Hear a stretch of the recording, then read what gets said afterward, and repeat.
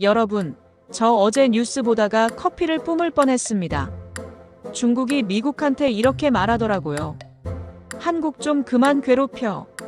아니, 잠깐만요.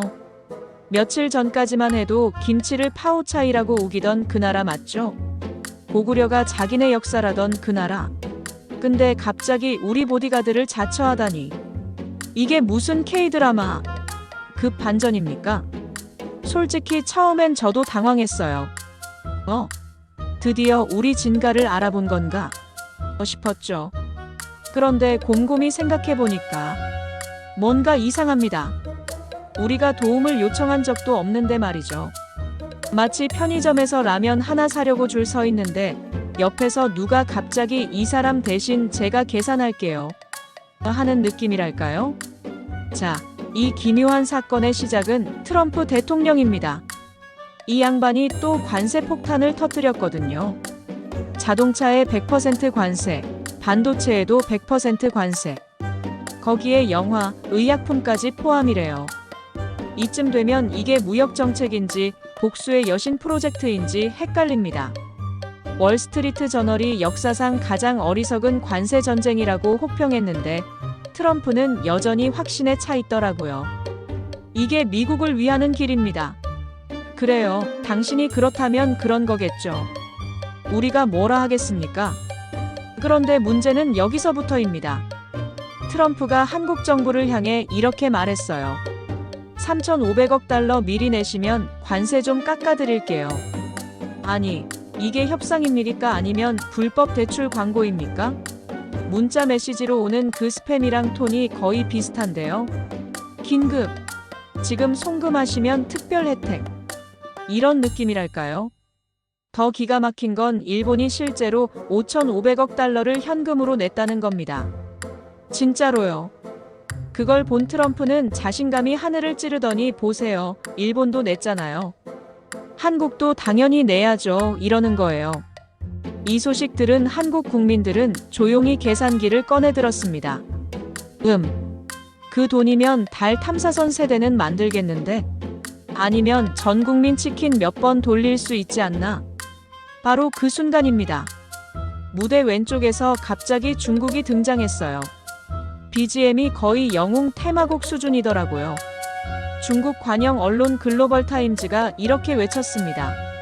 트럼프는 한국을 위기로 몰아넣고 있다. 3,500억 달러 요구는 1997년 IMF 사태의 재현이다. 와, 감동적이네요.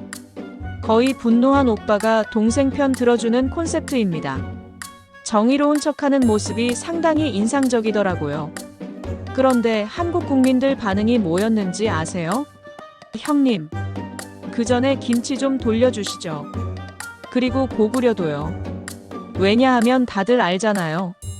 이건 진짜 걱정이 아니라는 거. 중국이 갑자기 우리한테 친절한 척하는 데는 다 이유가 있습니다. 이건 정교한 외교 전략이에요. 미국이랑 한국 사이에 틈을 벌리려는 거죠. 한쪽 손으로는 우리 어깨를 다정하게 두드리면서 형제, 괜찮아요? 하고 다른 손으로는 살며시 귓속말을 합니다. 그런데 미국이 당신을 좀 힘들게 하지 않나요? 우리는 그런 거 안 해요. 이건 외교가 아니라 거의 고급 심리전입니다. 우리식으로 표현하자면 이웃집 아주머니가 남의 부부싸움에 어머, 그러시면 안 되죠 하면서 개입하는 수준이에요. 겉으로는 걱정하는 척하지만 속으로는 은근히 이혼하기를 바라는 그런 느낌. 더 웃긴 건 중국이 트럼프한테 던진 말입니다. 강대국이 힘으로 약한 나라를 괴롭히는 건 도덕적으로 틀렸습니다. 이 말 듣는 순간 많은 사람들이 화면 앞에서 정적에 빠졌을 겁니다. 지금 누가 누구한테 그런 말을 하는 거죠? 티베트, 위구르, 남중국해. 이런 단어들이 자연스럽게 머릿속을 스쳐 지나갑니다. 도덕 선생님 코스프레 하기엔 중국의 이력서가 좀 복잡하거든요. 하지만 외교 무대에서는 이런 게 일상입니다. 누구나 자기 입장에서 정의를 말하고 누구나 상대방의 모순을 지적하죠. 마치 시트콤에서 모두가 서로 내가 뭘 안다고 하면서 싸우는 장면 같달까요? 각자의 블랙박스 영상을 들이대면서 내가 증거 있어 하는 그 느낌. 그렇다면 이 난리통 속에서 한국은 어떻게 대응하고 있을까요? 놀랍게도 굉장히 침착합니다. 트럼프의 요구에 돈을 내지 않았어요. 그렇다고 감정적으로 반응하지도 않았습니다. 그냥 외교의 정석대로 마치 택배 송장 조회하듯 차근차근 움직이고 있어요. 이게 어디서 나온 능력일까요? 수천 년 동안 강대국 사이에서 살아남은 민족의 DNA입니다.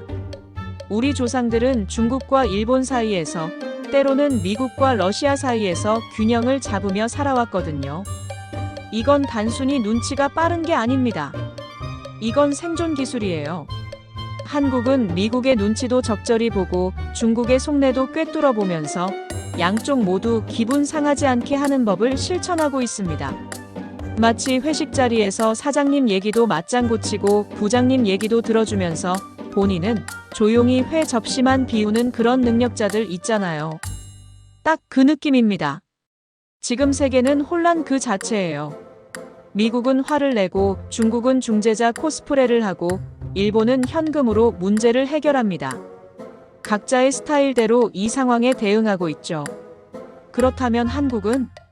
우리는 조용히 AI 반도체를 개발하고 있습니다.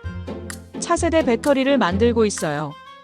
다른 나라들이 서로 싸우는 동안 우리는 기술로 답을 내놓고 있는 거죠. 이게 바로 한국의 방식입니다. 시끄러운 말싸움보다는 실용적인 결과물로 대답하는 거예요. 마치 가족 모임에서 친척들이 요즘 젊은이들은 하면서 떠들 때 조용히 설거지 끝내고 나오는 그 느낌. 말은 안 하지만 제일 중요한 걸 하고 있는 거죠. 여러분, 제가 이 이야기를 통해 드리고 싶은 메시지는 이겁니다. 세상은 여전히 시끄럽습니다. 강대국들은 계속 싸우고 우리를 자기 편으로 끌어들이려 할 겁니다. 때로는 협박하고 때로는 회유하겠죠. 마치 PC방에서 팀 나눌 때 너 내 팀 해 하는 것처럼요. 하지만 한국은 흔들리지 않습니다. 우리는 묵묵히 다음 단계를 준비하고 있거든요. 결국 어떻게 될까요? 미국도 중국도 결국 다 한국으로 옵니다. 우리가 만든 기술이 필요하니까요. 우리가 가진 능력이 필요하니까요. 마치 학교에서 시험 기간 되면 평소에 날 무시하던 애들도 다 노트 빌리러 오는 것처럼 말이죠. 세상은 싸우고 한국은 살아남습니다. 아니, 살아남는 게 아니라 더 강해집니다. 이게 바로 우리가 지켜온 방식이고 앞으로도 지켜나갈 우리의 길입니다. 중국이 우리 편을 들어준다고요? 고맙긴 한데 우리는 이미 우리 편입니다. 그리고 그걸로 충분해요. 그러니까 여러분, 오늘도 굳건하게 살아갑시다. 누가 뭐래도 우리 길을 가는 거예요. 강대국들이 싸우든 말든 우리는 오늘도 출근하고 퇴근하고 치맥 먹으면서 내일을 준비하면 됩니다. 그게 바로 우리 스타일이니까요. 오늘 영상 재미있으셨다면 구독과 좋아요, 알림 설정까지 부탁드립니다. 그리고 댓글로 여러분의 생각도 들려주세요. 중국이 진짜 우리 편일까요? 아니면 김치부터 돌려받고 얘기합시다일까요? 다음 영상에서는 더 재미있고 유익한 뉴스로 찾아뵙겠습니다. 그럼 오늘도 화이팅! 대한민국 화이팅! 우리가 바로 주인공입니다. 감사합니다.